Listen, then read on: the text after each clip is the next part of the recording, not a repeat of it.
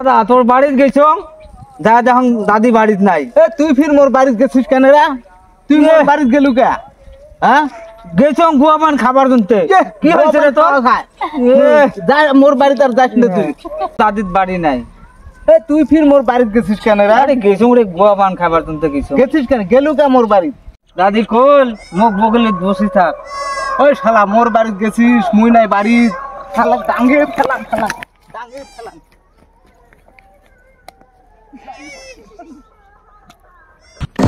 হুমন্দি করলো কি রে?